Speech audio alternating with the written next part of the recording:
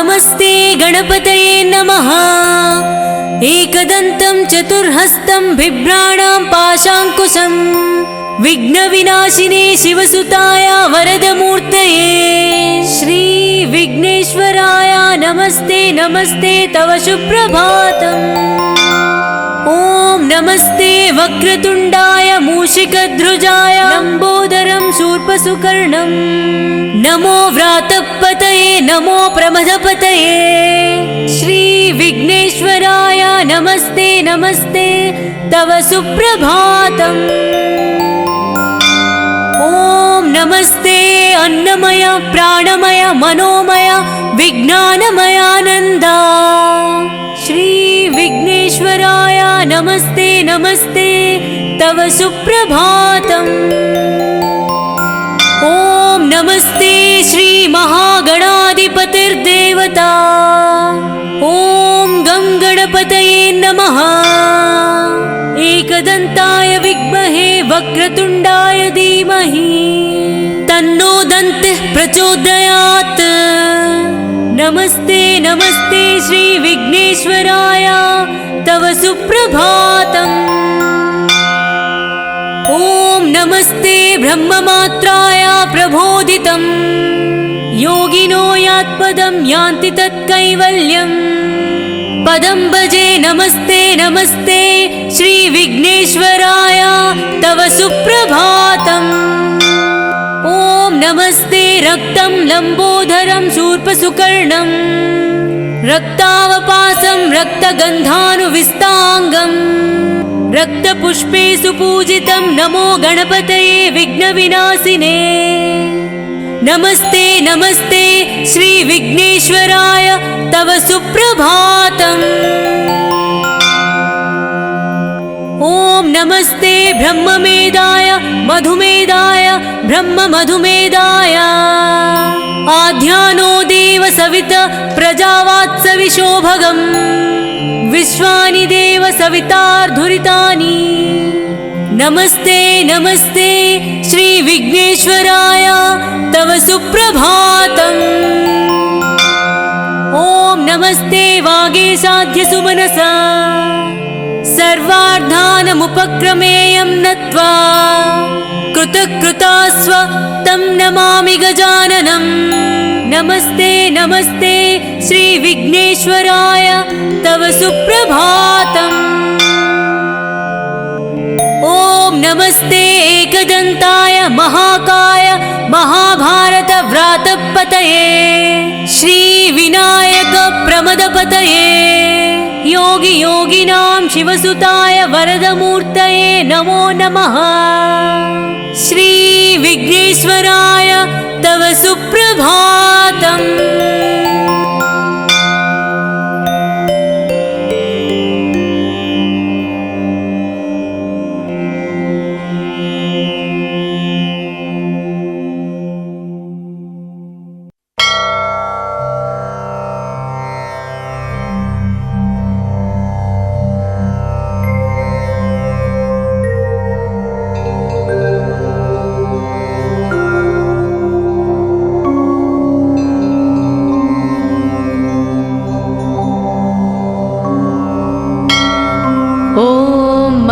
गणेशकवचं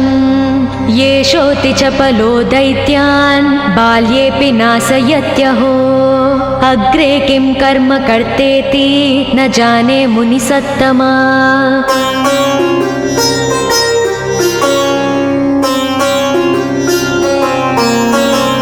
दैत्या नानाविधा दुष्टा साधुदेवद्रुमक्कला अतोऽस्य कण्ठे किञ्चित्यं रक्षां सम्बद्धुमर्णसि ध्यायेत् सिंहगतं विनायकममुं दिर्बाहुमध्ये युगे त्रात्रायां तु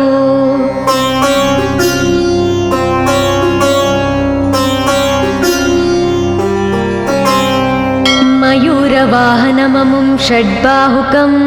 सिद्धम् ईद्वापरे तु गजाननं युगभुजं रक्ताङ्गरागं विभुं तुर्येतु द्विभुजं सिताङ्गरुचिरं सर्वार्धरं सर्वदा।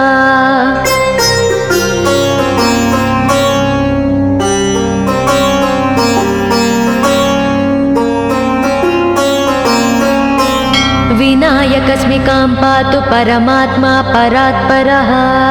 अतिसुन्दरकायस्तु मस्तकं सुमहोत्कटः ललाटं कश्यपः पातु भ्रूयुगं तु महोदरः नयने बालचन्द्रस्तु गजास्य श्रोष्ठपल्लवौ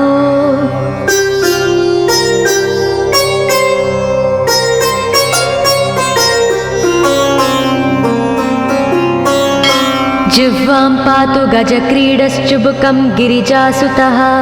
वाचं विनायकः पातु दन्तान् रक्षतु दुर्मुखः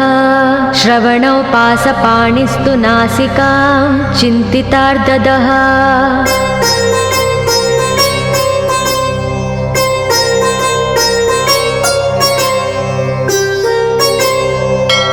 गणेशस्तु मुखं पातु कण्ठं पातु गणाधिपः स्कन्दौ पातु गजस्कन्दः स्तने विघ्नविनाशनः हृदयं गणनादस्तु हेरम्बो जठरं महान् धराधरः पातु पार्ष्णौ पृष्ठं विघ्नहरस्मुभः लिङ्गं गुह्यं सदा पातु वक्रतुण्डो महाबलः गजक्रीडो जानुजङ्गो ऊरु मङ्गलकीर्तिमान् एकदन्तो महाबुद्धिः पादौ गुल्पौ सदावतु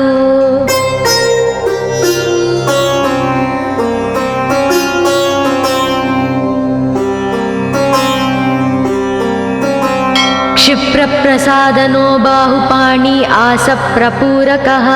अङ्गुलीच्च नखान् पातु पद्महस्तोरिनासनः सर्वाङ्गानि मयूरेशो विश्वव्यापी सदावतु अनुक्तमपि यत्स्थानं धूमकेतु सदावतु आमोदस्तग्रतः पातु प्रमोदः पृष्ठतोऽवतु प्राच्यां रक्षतु बुद्धि स आज्ञेयां सिद्धिदायकम्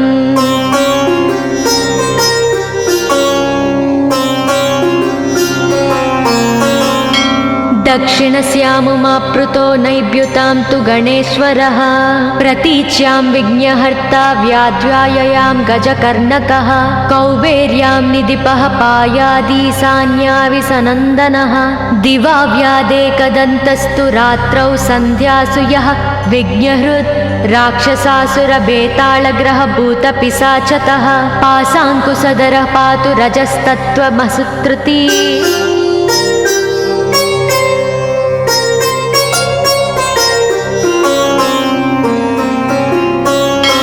ज्ञानं धर्मं च लक्ष्मी च लज्जां कीर्तिं तदाकुलम् इव पूर्धनं च धान्यं च गृहं दारासु तान्नकीन् सर्वायुधधरः प्रातौन्मयूरेशो वतात् सदा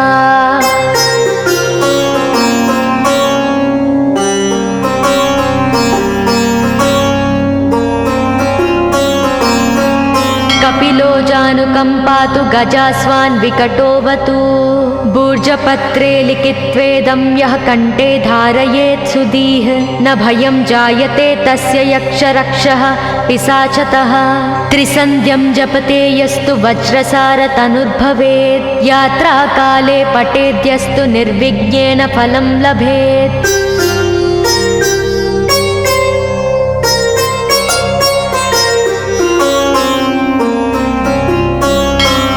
युद्धकाले पठेद्यस्तु विजयं चाप्नुयाद्ध्रुवम् मरणोच्चाटनार्कर्षस्तम्भमोहनकर्मिणी सप्तवारं जपेदेत्तनानामेकविंशतिः ततत्फलमवाप्नोति साधको नात्र संशयः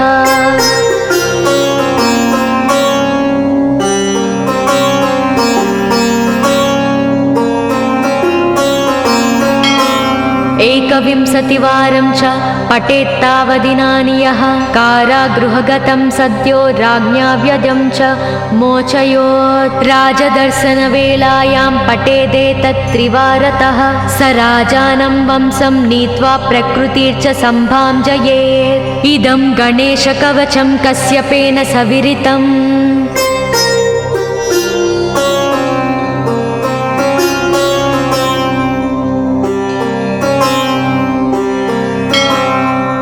मुद्गलाय च तेनादमाण्डव्याय महर्षये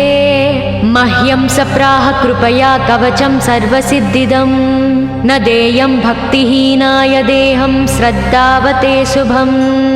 अनेनास्य कृता रक्षा न बाध्या स भवेद्व्याचेत् राक्षसासुरबेतालदैत्यदानवसम्भवाः।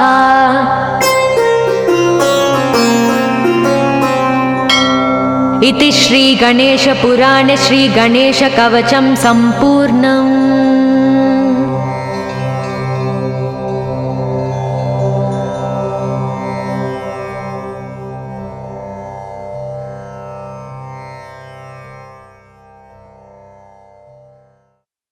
गजाननाय गाङ्गेय सहजाय सदात्मने गौरीप्रियतनूजाय गणेशायास्तु मङ्गलम् नागयज्ञोपवीताय नतविघ्नविनाशिने नन्द्यादिगणनाथाय नायकायास्तु मङ्गलम् इव वक्त्राय चन्द्रादि वन्दिताय चिदात्मने ईशानप्रेमपात्राय चेष्टदायास्तु मङ्गलम्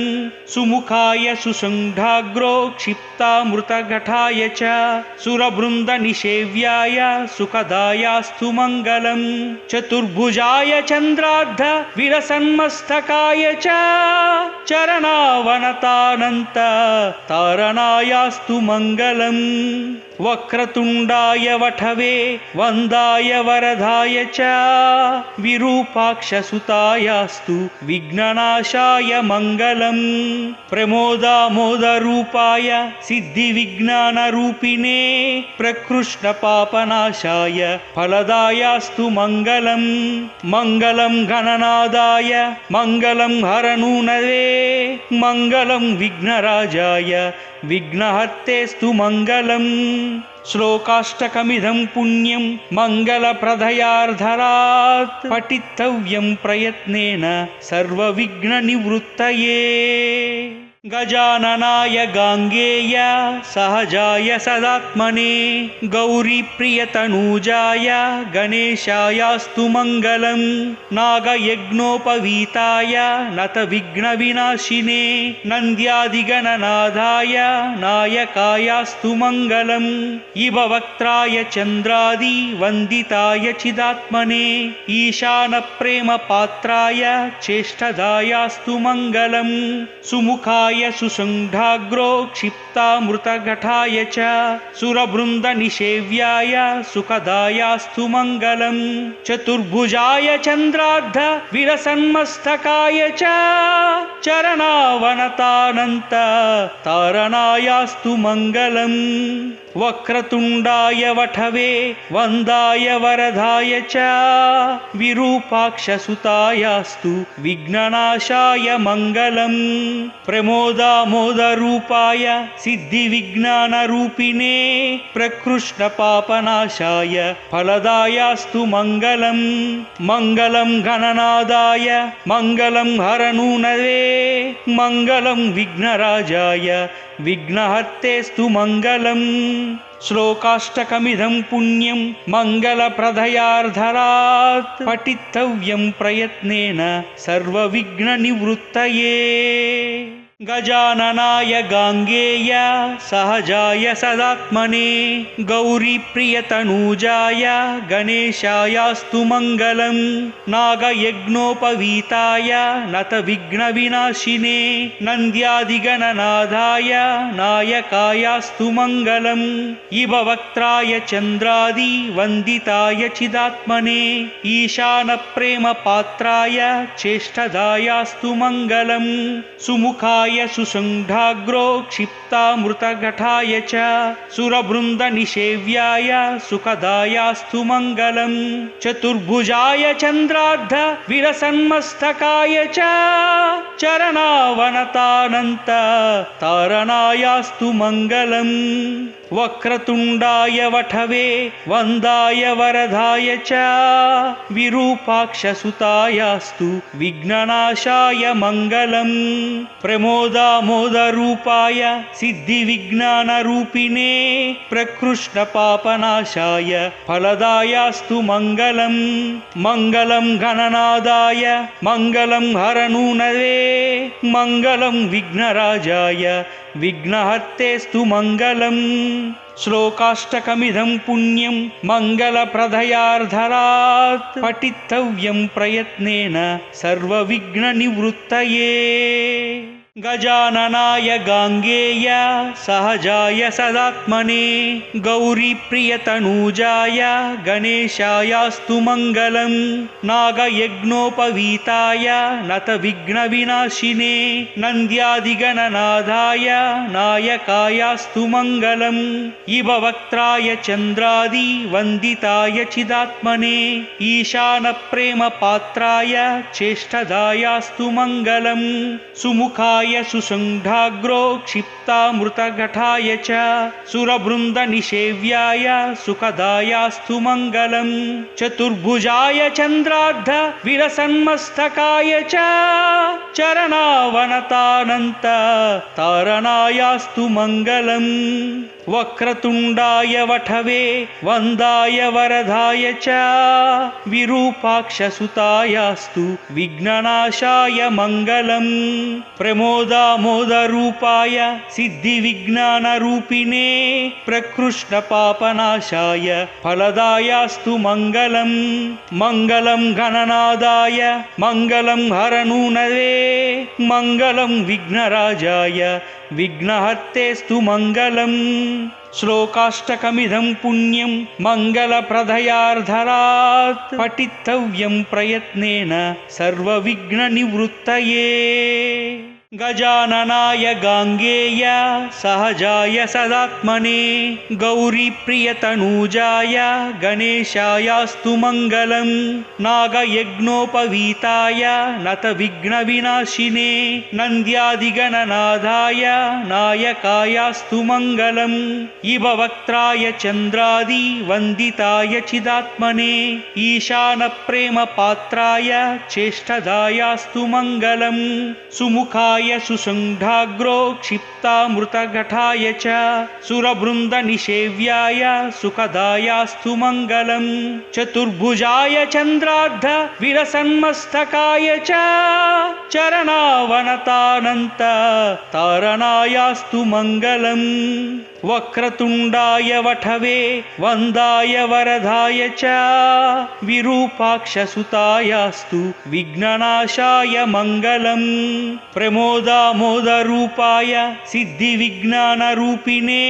प्रकृष्टपापनाशाय फलदायास्तु मङ्गलम् मङ्गलं गणनादाय मङ्गलं हरनूनवे मङ्गलं विघ्नराजाय विघ्नहर्तेस्तु मङ्गलम्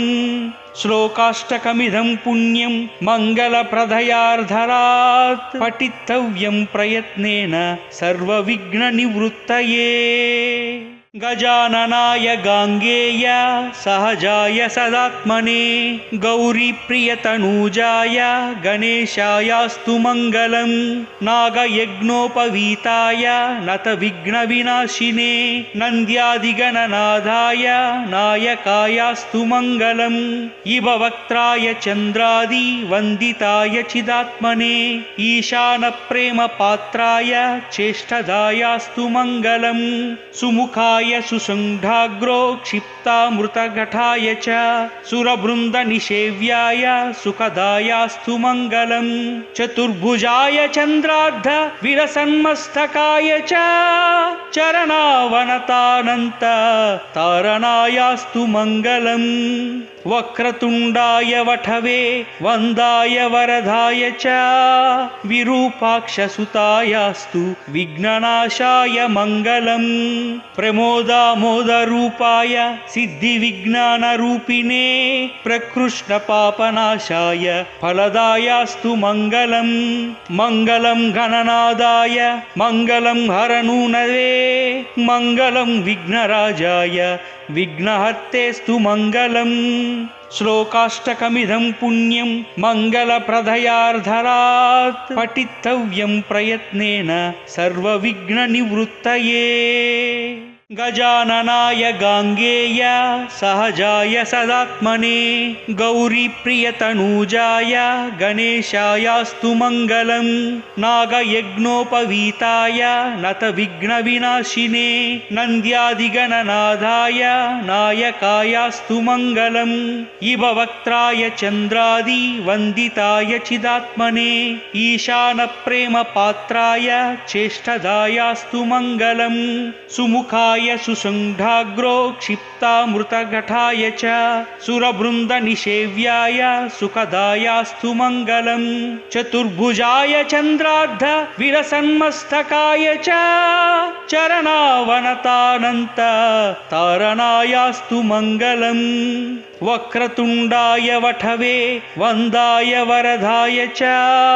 विरूपाक्षसुतायास्तु विघ्ननाशाय मङ्गलम् प्रमोदामोदरूपाय सिद्धिविज्ञानरूपिणे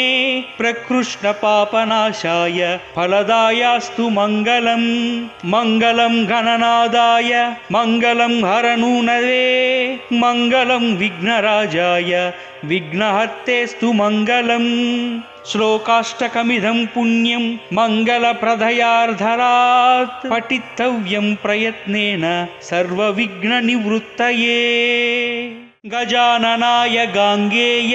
सहजाय सदात्मने गौरीप्रियतनूजाय गणेशायास्तु मङ्गलम् नागयज्ञोपवीताय नतविघ्नविनाशिने नन्द्यादिगणनाथाय नायकायास्तु मङ्गलम् इभवक्त्राय चन्द्रादि वन्दिताय चिदात्मने ईशानप्रेमपात्राय चेष्टदायास्तु मङ्गलम् सुमुखाय सुसङ्घाग्रो क्षिप्तामृतघटाय च सुरवृन्दनिषेव्याय सुखदायास्तु मङ्गलम् चतुर्भुजाय चन्द्रार्ध विलसन्मस्तकाय च चरणावनतानन्त तारणायास्तु मङ्गलम् वक्रतुण्डाय वठवे वन्दाय वरदाय च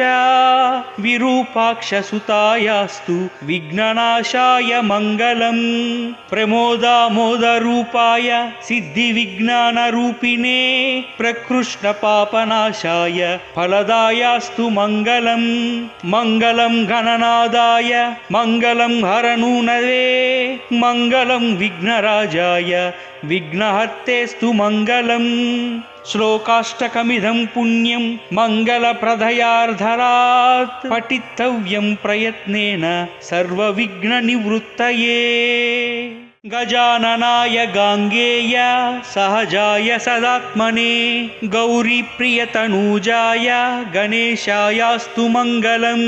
नागयज्ञोपवीताय नतविघ्नविनाशिने नन्द्यादिगणनाथाय नायकायास्तु मङ्गलम् इभवक्त्राय चन्द्रादि वन्दिताय चिदात्मने ईशानप्रेमपात्राय चेष्टदायास्तु मङ्गलम् सुमुखाय सुसङ्घाग्रो क्षिप्तामृतघटाय च सुरवृन्दनिषेव्याय सुखदायास्तु मङ्गलम् चतुर्भुजाय चन्द्रार्ध विलसन्मस्तकाय च चरणावनतानन्त तारणायास्तु मङ्गलम् वक्रतुण्डाय वठवे वन्दाय वरदाय च विरूपाक्षसुतायास्तु विघ्ननाशाय मङ्गलम् प्रमोदामोदरूपाय सिद्धिविज्ञानरूपिणे प्रकृष्णपापनाशाय फलदायास्तु मङ्गलम् मङ्गलं गणनादाय मङ्गलं हरनूनवे मङ्गलं विघ्नराजाय विघ्नहर्तेस्तु मङ्गलम् श्लोकाष्टकमिदं पुण्यं मङ्गलप्रदयार्धरात् पठितव्यं प्रयत्नेन सर्वविघ्ननिवृत्तये गजाननाय गाङ्गेय सहजाय सदात्मने गौरीप्रियतनूजाय गणेशायास्तु मङ्गलम् नागयज्ञोपवीताय नतविघ्नविनाशिने नन्द्यादिगणनाथाय नायकायास्तु मङ्गलम् इभवक्त्राय चन्द्रादि वन्दिताय चिदात्मने ईशानप्रेमपात्राय चेष्टदायास्तु मङ्गलम् सुमुखाय सुमुखाय सुसङ्घाग्रो क्षिप्तामृतघटाय च सुरवृन्दनिषेव्याय सुखदायास्तु मङ्गलम् चतुर्भुजाय चन्द्रार्ध विलसन्मस्तकाय च चरणावनतानन्त तारणायास्तु मङ्गलम् वक्रतुण्डाय वठवे वन्दाय वरदाय च विरूपाक्षसुतायास्तु विघ्ननाशाय मङ्गलम् प्रमोदामोदरूपाय सिद्धिविज्ञानरूपिणे प्रकृष्णपापनाशाय फलदायास्तु मङ्गलम् मङ्गलं गणनादाय मङ्गलं हरनूनवे मङ्गलं विघ्नराजाय विघ्नहर्तेस्तु मङ्गलम् श्लोकाष्टकमिदं पुण्यं मङ्गलप्रदयार्धरात् पठितव्यं प्रयत्नेन सर्वविघ्ननिवृत्तये गजाननाय गाङ्गेय सहजाय सदात्मने गौरीप्रियतनूजाय गणेशायास्तु मङ्गलम्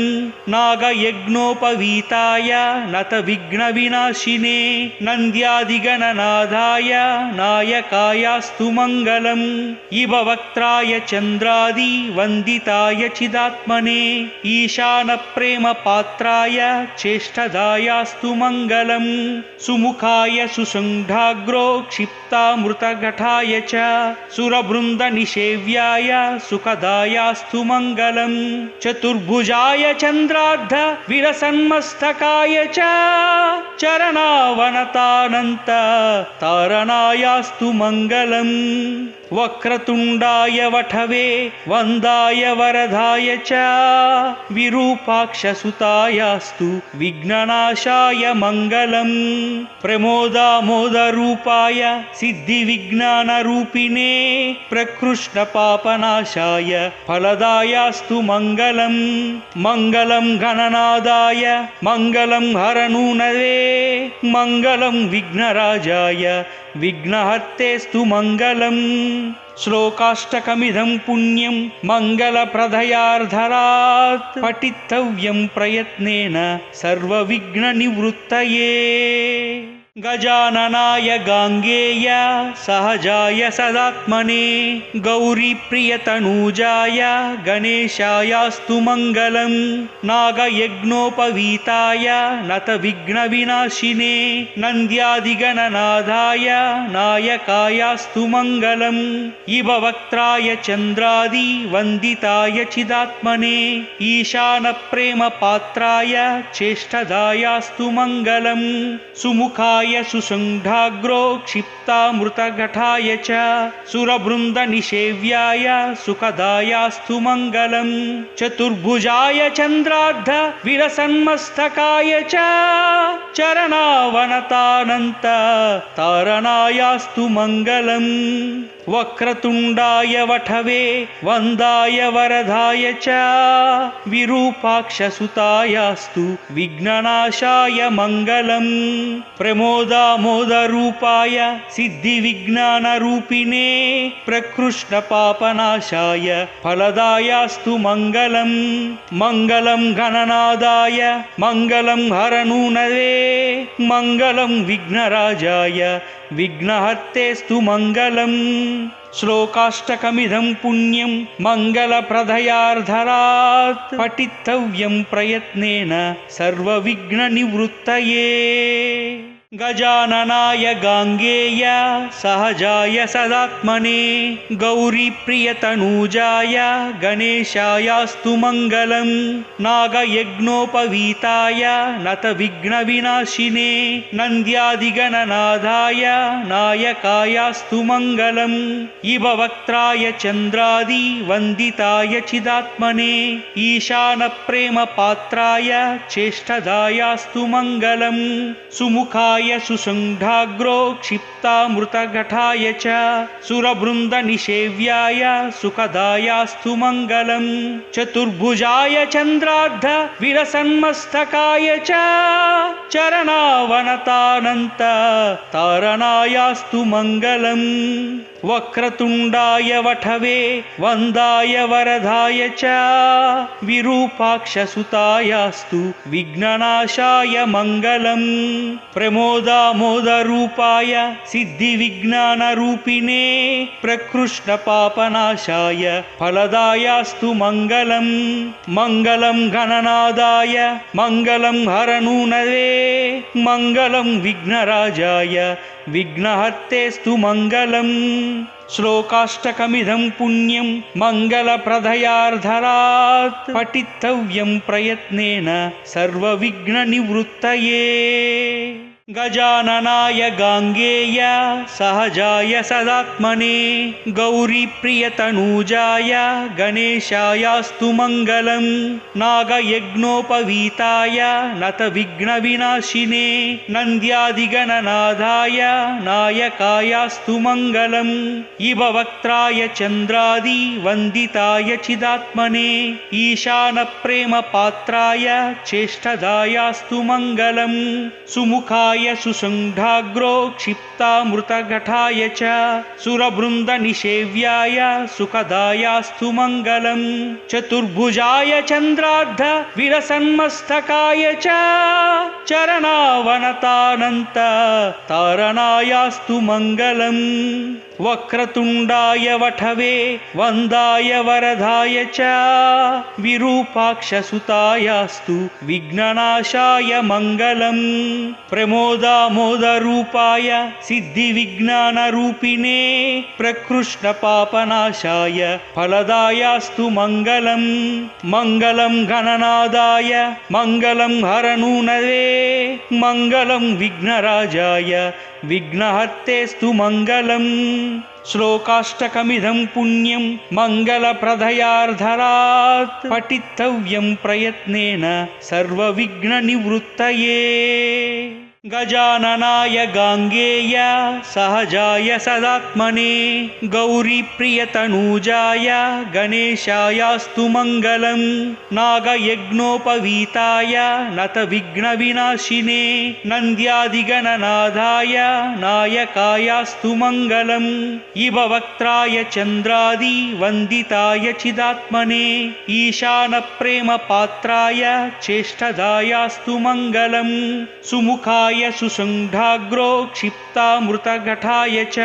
सुरवृन्दनिषेव्याय सुखदायास्तु मङ्गलम् चतुर्भुजाय चन्द्रार्ध विरसन्मस्तकाय च चरणावनतानन्त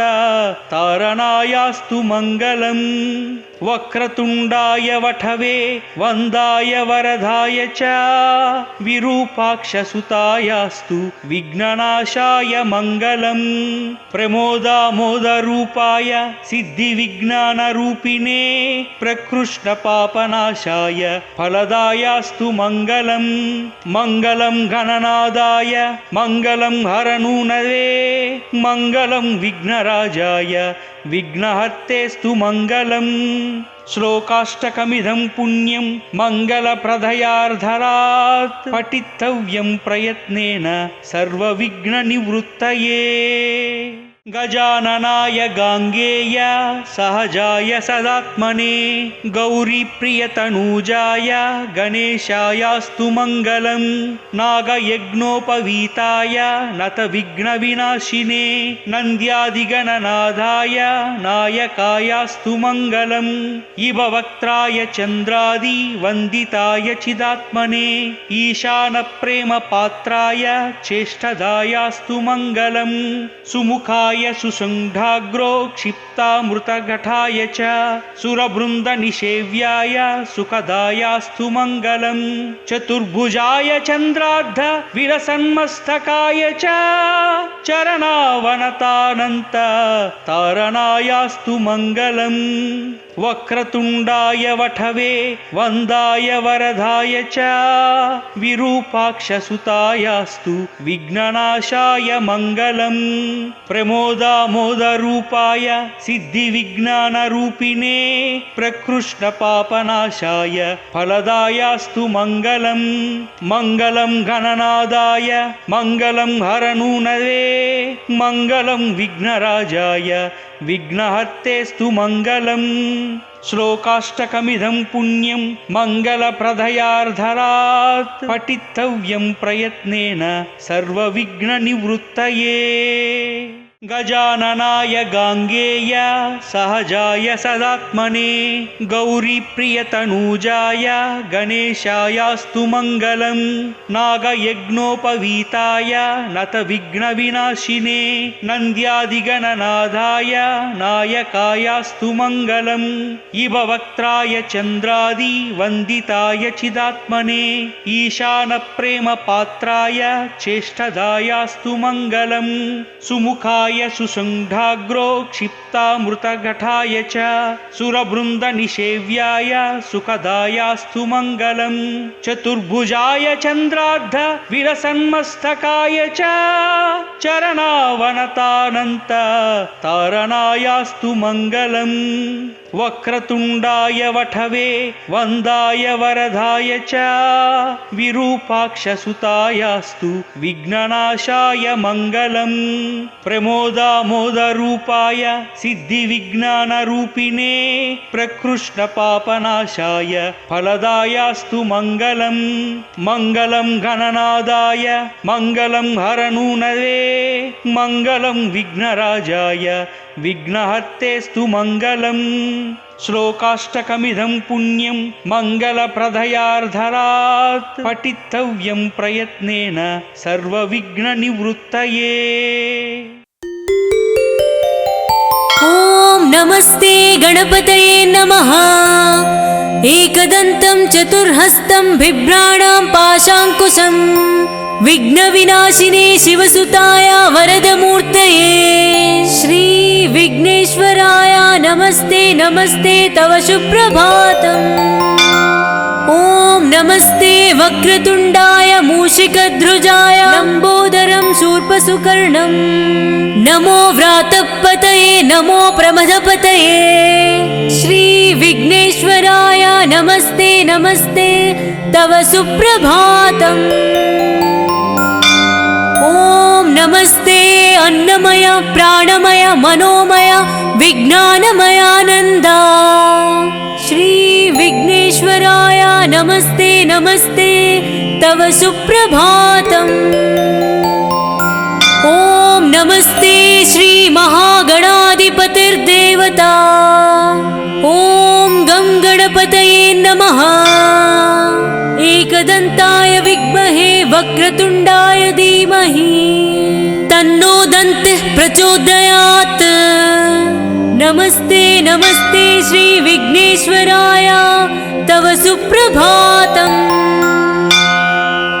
ॐ नमस्ते ब्रह्ममात्राय प्रबोधितं योगिनो यात्पदं यान्ति तत्कैवल्यम्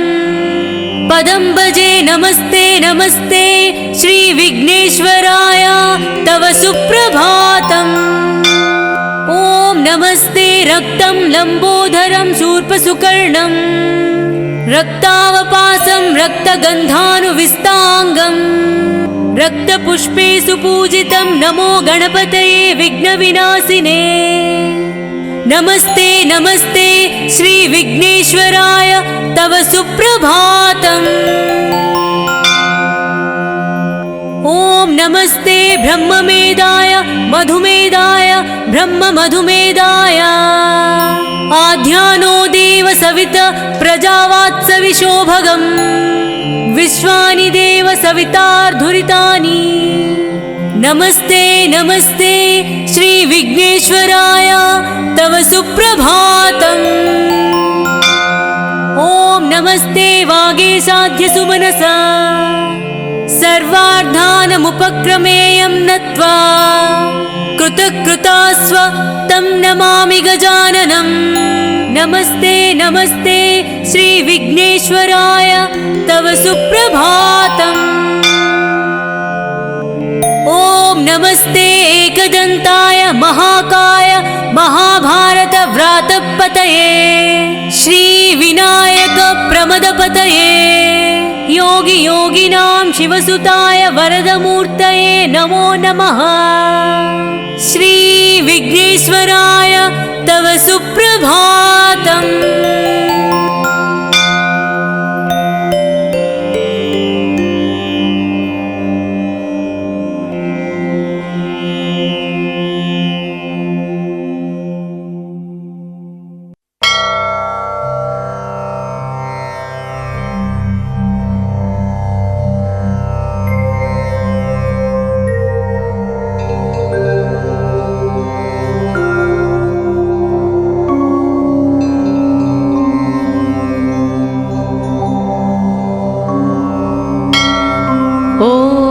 महागणेशकवचम् येषोऽति चपलो दैत्यान् बाल्येऽपि नाशयत्यहो अग्रे किं कर्म कर्तेति न जाने मुनिसत्तमा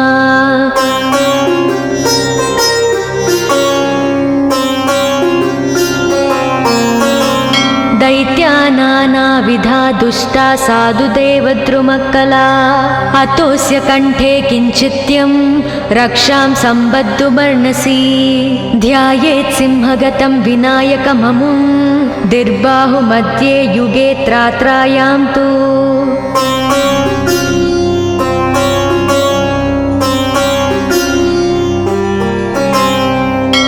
मयूरवाहनममुं षड्बाहुकं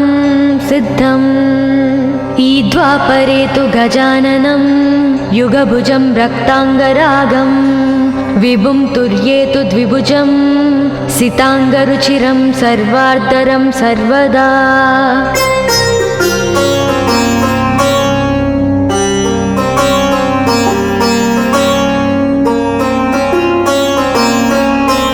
विनायकस्मिकां पातु परमात्मा परात्परः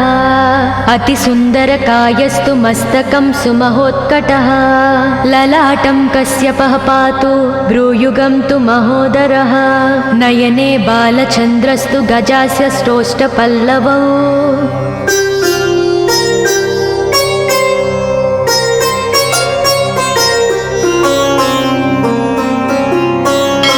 जिह्वां पातु गजक्रीडश्चुबुकं गिरिजासुतः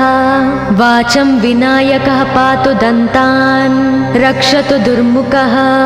श्रवणौ पासपाणिस्तु नासिकां चिन्तितार्ददः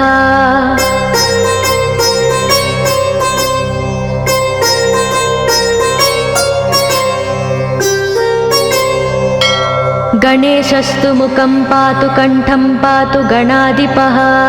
स्कन्दौ पातु गजस्कन्दः स्तने विघ्नविनाशनः हृदयं गणनादस्तु हेरम्बो जठरं महान् धराधरः पातु पार्ष्णौ पृष्ठं विघ्नहरस्मुभः लिङ्गं गुह्यं सदा पातु वक्रतुण्डो महाबलः गजक्रीडो जानुजङ्गो ऊरु मङ्गलकीर्तिमान् एकदन्तो महाबुद्धिः पादौ गुल्पौ सदावतु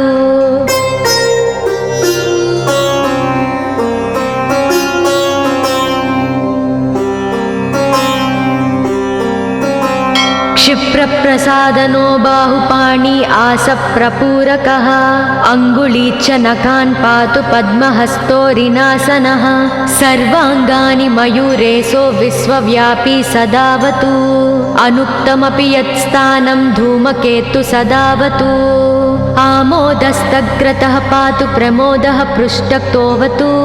प्राच्यां रक्षतु बुद्धि स आज्ञेयां सिद्धिदायकम्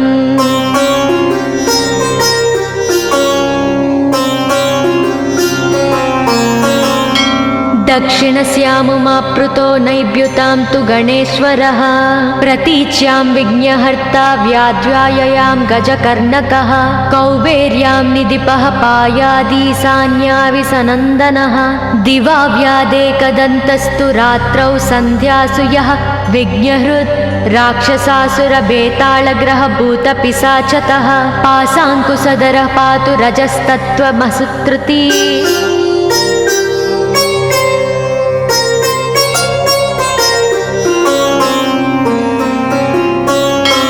ज्ञानं धर्मं च लक्ष्मी च लज्जां कीर्तिं तदाकुलम् इव पूर्धनं च धान्यं च गृहं दारासु तान्नकीन् सर्वायुधधरः प्रातौन्मयूरेशो वतात् सदा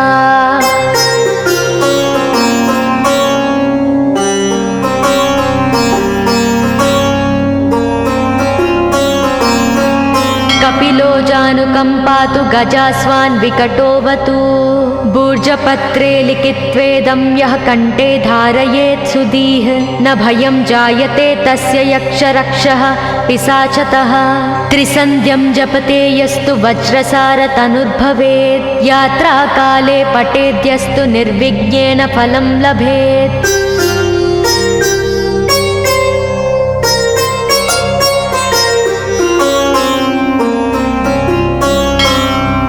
युद्धकाले पठेद्यस्तु विजयं चाप्नुयाद्ध्रुवम् मरणोच्चाटनार्कषस्तम्भमोहनकर्मिणी सप्तवारं जपेदेत्तनानामेकविंशतिः ततत्फलमवाप्नोति साधको नात्र संशयः।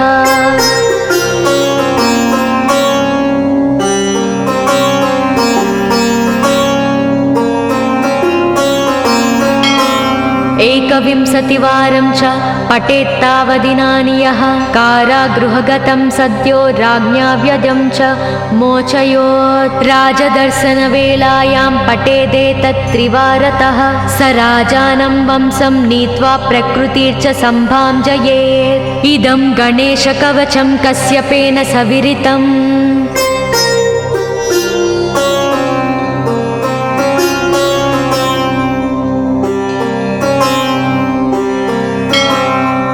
मुद्गलाय च तेनादमाण्डव्याय महर्षये मह्यं सप्राह कृपया कवचं सर्वसिद्धिदं न देयं भक्तिहीनाय देहं श्रद्धावते शुभम्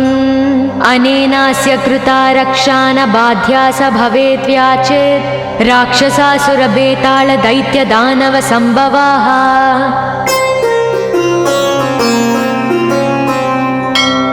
इति श्रीगणेशपुराणे श्रीगणेशकवचं सम्पूर्णम्।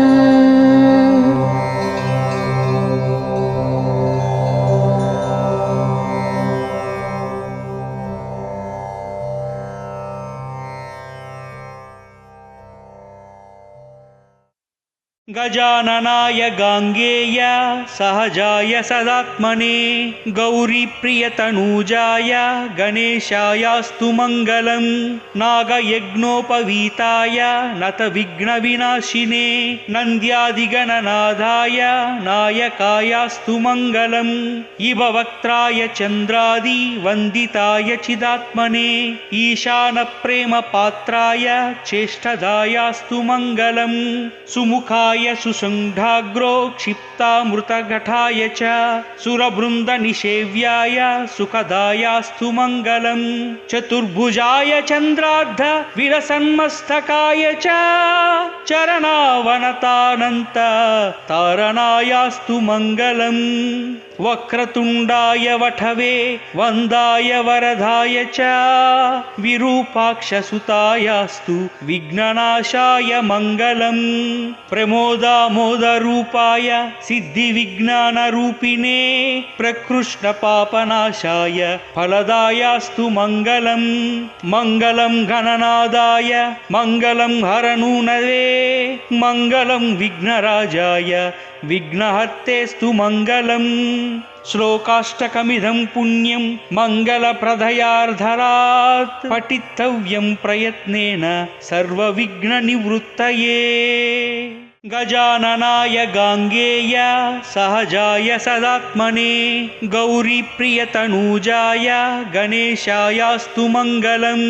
नागयज्ञोपवीताय नतविघ्नविनाशिने नन्द्यादिगणनाथाय नायकायास्तु मङ्गलम् इववक्त्राय चन्द्रादि वन्दिताय चिदात्मने ईशानप्रेमपात्राय चेष्टदायास्तु मङ्गलम् सुमुखाय सुसङ्घाग्रो क्षिप्तामृतघटाय च सुरवृन्दनिषेव्याय सुखदायास्तु मङ्गलम् चतुर्भुजाय चन्द्रार्ध विलसन्मस्तकाय च चरणावनतानन्त तारणायास्तु मङ्गलम् वक्रतुण्डाय वठवे वन्दाय वरदाय च विरूपाक्षसुतायास्तु विघ्ननाशाय मङ्गलम् प्रमोदामोदरूपाय सिद्धिविज्ञानरूपिणे प्रकृष्णपापनाशाय फलदायास्तु मङ्गलम् मङ्गलं गणनादाय मङ्गलं हरनूनवे मङ्गलं विघ्नराजाय विघ्नहर्तेस्तु मङ्गलम् श्लोकाष्टकमिदं पुण्यं मङ्गलप्रदयार्धरात् पठितव्यं प्रयत्नेन सर्वविघ्ननिवृत्तये। गजाननाय गाङ्गेय सहजाय सदात्मने गौरीप्रियतनूजाय गणेशायास्तु मङ्गलम् नागयज्ञोपवीताय नतविघ्नविनाशिने नन्द्यादिगणनाथाय नायकायास्तु मङ्गलम् इव वक्त्राय चन्द्रादि वन्दिताय चिदात्मने ईशानप्रेमपात्राय चेष्टदायास्तु मङ्गलम् सुमुखाय सुसङ्घाग्रो क्षिप्तामृतघटाय च सुरवृन्दनिषेव्याय सुखदायास्तु मङ्गलम् चतुर्भुजाय चन्द्रार्ध विरसन्मस्तकाय च चरणावनतानन्त तारणायास्तु मङ्गलम् वक्रतुण्डाय वठवे वन्दाय वरदाय च विरूपाक्षसुतायास्तु विघ्ननाशाय मङ्गलम् प्रमोदामोदरूपाय सिद्धिविज्ञानरूपिणे प्रकृष्णपापनाशाय फलदायास्तु मङ्गलम् मङ्गलं गणनादाय मङ्गलं हरनूनवे मङ्गलं विघ्नराजाय विघ्नहर्तेस्तु मङ्गलम् श्लोकाष्टकमिदं पुण्यं मङ्गलप्रदयार्धरात् पठितव्यं प्रयत्नेन सर्वविघ्ननिवृत्तये गजाननाय गाङ्गेय सहजाय सदात्मने गौरीप्रियतनूजाय गणेशायास्तु मङ्गलम् नागयज्ञोपवीताय नतविघ्नविनाशिने नन्द्यादिगणनाथाय नायकायास्तु मङ्गलम् इव वक्त्राय चन्द्रादि वन्दिताय चिदात्मने ईशानप्रेमपात्राय चेष्टदायास्तु मङ्गलम् सुमुखाय सुसङ्घाग्रो क्षिप्तामृतघटाय च सुरवृन्दनिषेव्याय सुखदायास्तु मङ्गलम् चतुर्भुजाय चन्द्रार्ध विरसन्मस्तकाय च चरणावनतानन्त तारणायास्तु मङ्गलम् वक्रतुण्डाय वठवे वन्दाय वरदाय च विरूपाक्षसुतायास्तु विघ्ननाशाय मङ्गलम् प्रमोदामोदरूपाय सिद्धिविज्ञानरूपिणे प्रकृष्णपापनाशाय फलदायास्तु मङ्गलम् मङ्गलं गणनादाय मङ्गलं हरनूनवे मङ्गलं विघ्नराजाय विघ्नहर्तेस्तु मङ्गलम् श्लोकाष्टकमिदं पुण्यं मङ्गलप्रदयार्धरात् पठितव्यं प्रयत्नेन सर्वविघ्ननिवृत्तये गजाननाय गाङ्गेय सहजाय सदात्मने गौरीप्रियतनूजाय गणेशायास्तु मङ्गलम् नागयज्ञोपवीताय नतविघ्नविनाशिने नन्द्यादिगणनाथाय नायकायास्तु मङ्गलम् इव वक्त्राय चन्द्रादि वन्दिताय चिदात्मने ईशानप्रेमपात्राय चेष्टदायास्तु मङ्गलम् सुमुखाय सुसङ्घाग्रो क्षिप्तामृतघटाय च सुरवृन्दनिषेव्याय सुखदायास्तु मङ्गलम् चतुर्भुजाय चन्द्रार्ध विरसन्मस्तकाय च चरणावनतानन्त तारणायास्तु मङ्गलम् वक्रतुण्डाय वठवे वन्दाय वरदाय च विरूपाक्षसुतायास्तु विघ्ननाशाय मङ्गलम् प्रमोदामोदरूपाय सिद्धिविज्ञानरूपिणे प्रकृष्णपापनाशाय फलदायास्तु मङ्गलम् मङ्गलं गणनादाय मङ्गलं हरनूनवे मङ्गलं विघ्नराजाय विघ्नहर्तेस्तु मङ्गलम् श्लोकाष्टकमिदं पुण्यं मङ्गलप्रदयार्धरात् पठितव्यं प्रयत्नेन सर्वविघ्ननिवृत्तये गजाननाय गाङ्गेय सहजाय सदात्मने गौरीप्रियतनूजाय गणेशायास्तु मङ्गलम् नागयज्ञोपवीताय नतविघ्नविनाशिने नन्द्यादिगणनाथाय नायकायास्तु मङ्गलम् इव वक्त्राय चन्द्रादि वन्दिताय चिदात्मने ईशानप्रेमपात्राय चेष्टदायास्तु मङ्गलम् सुमुखाय सुमुखाय सुशुण्ढाग्रो क्षिप्तामृतघटाय च सुरवृन्दनिषेव्याय सुखदायास्तु मङ्गलम् चतुर्भुजाय चन्द्रार्ध विलसन्मस्तकाय च चरणावनतानन्त तारणायास्तु मङ्गलम्।